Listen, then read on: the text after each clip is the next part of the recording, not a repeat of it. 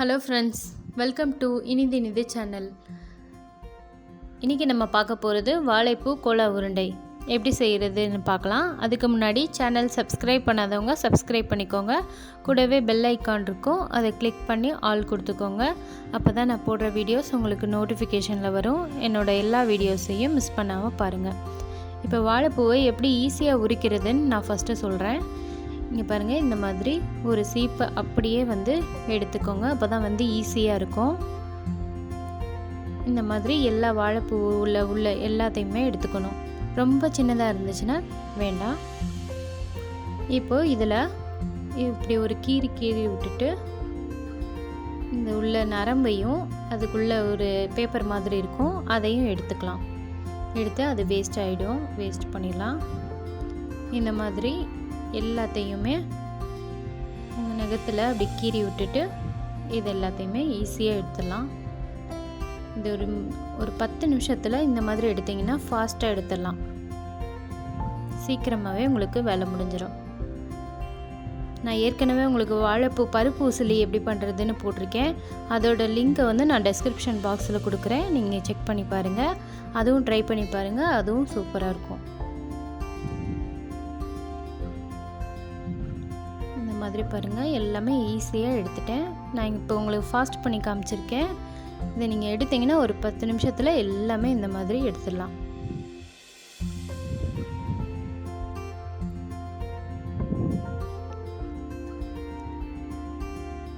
இப்போ எடுத்துகிட்டு எல்லாத்தையும் கட் பண்ண போகிறோம். இதையும் எல்லாத்தையும் மொத்தமாக வச்சு இந்த மாதிரி கட் பண்ணி எடுத்துக்கோங்க. சின்ன சின்ன பீஸாக கட் பண்ணி எடுத்துக்கோங்க. இது எல்லாத்தையும் அரைக்க தான் போகிறோம், அதனால் ரஃப்பாக கட் பண்ணால் போதும். இப்போ இதுக்கு வாழைப்பூ கோலா உருண்டைக்கு கடலைப்பருப்பு தேவைப்படும். கடலைப்பருப்பு நான் ஒரு கப் அளவு நான் ஊற போட்டு வச்சுருக்கேன். இந்த வாழைப்பூ கருத்து போகாமல் இருக்கிறதுக்கு கொஞ்சம் மோரில் இதில் கொஞ்சம் போடணும். மோரில் கலந்து வைங்க. இப்போ இதில் ஒரு கப்பு கடலைப்பருப்பு எடுத்திருக்கேன். அதில் 3 காஞ்ச மிளகா ஊற போட்டிருக்கேன். இது ஒரு அரை மணி நேரம் ஊறினதுக்கப்புறம் ஒரு மிக்ஸி ஜாரில் ஒரு 4 பல்லு பூண்டு, இஞ்சி கொஞ்சம், காஞ்ச மிளகா நம்ம ஊற வச்சுருந்ததை அதையும் காம்பு எடுத்துட்டு இதில் போட்டுக்கோங்க. இஞ்சி பூண்டு சேர்க்குறனால ரொம்ப நல்லா டேஸ்ட்டாக இருக்கும். இப்போ ஒரு அரை மணி நேரம் ஊறிடுச்சு, இதையும் சேர்த்துக்கலாம். தண்ணி எல்லாம் எடுத்துட்டு அந்த கடலைப்பருப்பு மட்டும் சேர்த்துக்கோங்க. தண்ணி ஊற்றாமல் இந்த மாதிரி கொஞ்சம் கொரப்பாக அரைச்சிக்கோங்க ஃபஸ்ட்டு. அப்போ தான் நம்மளுக்கு வாழைப்பூவை சேர்த்து அரைக்கும் போது நல்லாயிருக்கும். இப்போது அதில் மோர் ஊற வச்சுருந்தோம்லே அதையும் எடுத்து இதில் சேர்த்து கொஞ்சம் மிக்ஸி ஜாரில் போட்டு அரைக்க போகிறோம்.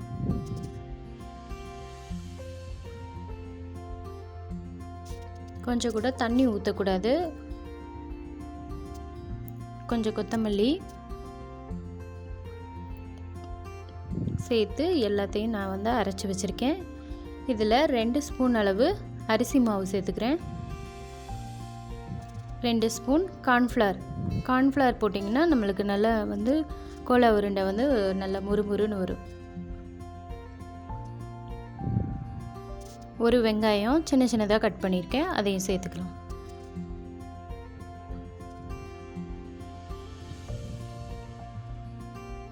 உங்கள் காரத்துக்கு ஏற்ற மாதிரி மிளகா இப்போ இந்த மாதிரி நான் உருட்டி வச்சுருக்கேன். இதையும் நான் இதில் சேர்த்து நல்லா வறுக்கணும்.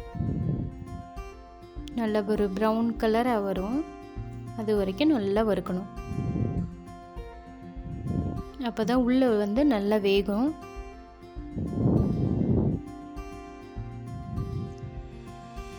நல்லா சிம்லேயே வச்சு பொறுமையாக நல்லா வறுத்துக்கோங்க.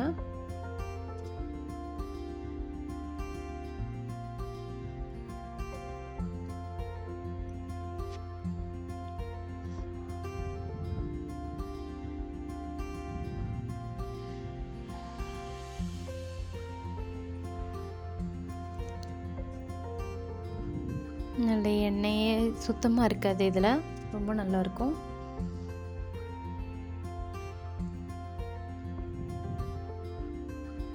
இதை வீட்டில் கண்டிப்பாக ட்ரை பண்ணி பாருங்கள். வாழைப்பூ பருப்பு உசிலி நல்லாயிருக்கும், அதுவும் ட்ரை பண்ணி பாருங்கள்.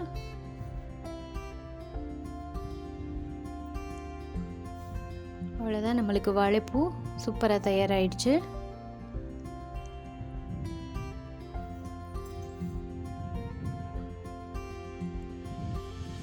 உங்களுக்கு இந்த வீடியோ பிடிச்சிருந்துச்சுன்னா லைக் பண்ணுங்கள், உங்கள் ஃப்ரெண்ட்ஸுக்கெல்லாம் ஷேர் பண்ணுங்கள், சப்ஸ்கிரைப் பண்ண மறந்துடாதீங்க.